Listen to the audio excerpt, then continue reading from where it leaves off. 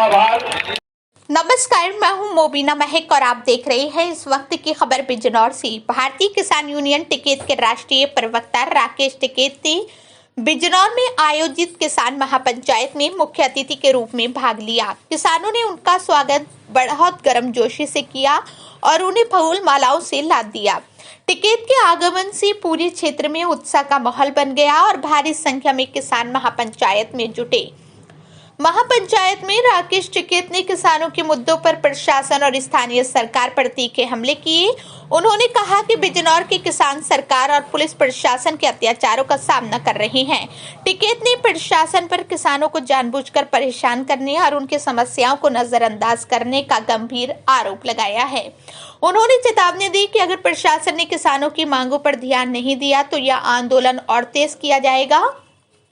टिकैत ने कहा किसानों के अधिकारों के लिए संघर्ष जारी रहेगा और कोई भी ताकत हमें नहीं रोक सकती।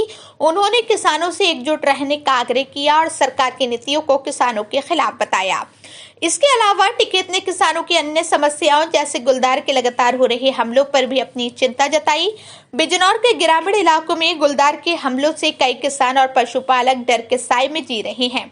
उन्होंने प्रशासन से इस मुद्दे पर तुरंत कार्यवाही करने की मांग की ताकि किसानों की सुरक्षा सुनिश्चित हो सके।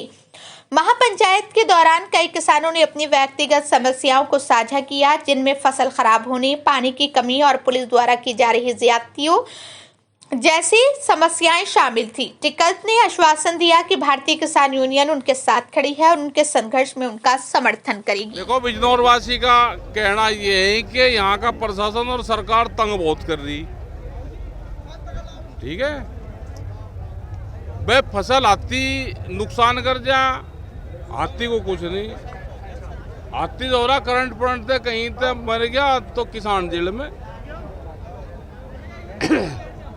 भेड़िया सारों को यहाँ पे जो जंगली जानवर हैं 50 किसान मार दिए, तो क्या उनका दाह संस्कार अब डीएम और एसएसपी के यहाँ पर करना शुरू कर दे? उस पर कोई एक्शन नहीं। मतलब क्या आदमी की कीमत कम है? गन्ने भुगतान हुए नहीं, गन्ने का रेट नहीं बढ़ा। क्या बिजनौर के किसान या बहराइच के किसान, 2 जिलों में ये आतंक है? क्या कहीं बाहर चले जाए अपनी फसल छोड़ के?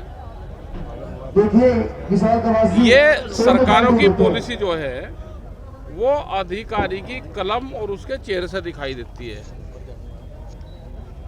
जो सरकारों की पॉलिसी है, तो सरकारों की पॉलिसी ठीक नहीं, खास करके दिल्ली की ठीक नहीं। वो लखनऊ को भी कुछ नहीं करने दे रही। अगर लखनऊ कुछ करना चाहे तो दिल्ली बैठा डंडेल जी। तो भाई ये आंदोलन जो होंगे तो पंचायत है अपनी मीटिंग करी, और इस तरह की मीटिंगें पूरे देश भर में हम कर रहे हैं। चाहे वो छत्तीसगढ़ का मामला हो, वहाँ पे आदिवासी बना के मुख्यमंत्री सारे जंगल काट दिए, यहाँ पे पेड़ लगवा रहे, और हसदेव के वहाँ पे जंगल काट दिए कई लाख पेड़। यहाँ पे कह रहे जी पेड़ लगाओ, सारे अधिकारी लगा रखे, सारे लगा रखे, एक पेड़ लगवा हुआ, कह लीजिए फोटो खिंचवा लो, पर्यावरण को बचाओगे। और जो हमारा 500 साल पुराना, हजारों साल पुराने जंगल है वे सारे काट दिए। तो भाई सरकार बहुत बेटा भाई, ये व्यापारियों की सरकार है, उद्योगपतियों की। सब जमीनों पे विवाद कर रहा, व्यापारी जमीन खरीद रहा, विवाद कर रहा, अधिकारी उनका साथ दे रहा है, क्योंकि दिल्ली बड़ा डंडेलची होगा। दिल्ली वाला दिल्ली कर रही सारा काम, अधिकारी भी उन्हीं की भाषा बोल रहे हैं। संघर्ष कैडा होगा। अच्छा टिकैत साहब, 10 सीटों पर उपचुनाव होना है और मिलकपुर की अरे बीमारी है ये चुनाव कहाँ? हम तो चुनाव वाले मामले से दूर हैं, हम इसमें फेल है चुनाव वाले में, क्योंकि बीमारी ईवीएम में है। जनता कर लो कुछ ही और जीतते हैं यही, वोट ना कोई देता नहीं, जीतते हैं यही। और चुनाव तो हो रहा है ना, या गन्ना सोसाइटी के उसके जो चुनाव हुए वे आपने देखे नहीं? एक आधी खबर छाप दो जो देखा हो।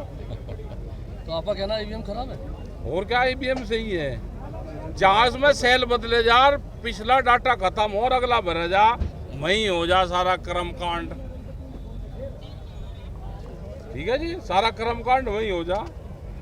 ईवीएम तो इनकी मौसी है भाई, कमा के जाओगी इनके घर दे के जाओगी, कुमाओगी बाहर दो उसकी बिल्ली की ढाल। काम करेगा दूध दूसरे का पियोगी, पैरा अब इनका देगी, तो ईवीएम तो मौसी है इनकी सरकार की। ठीक है सर।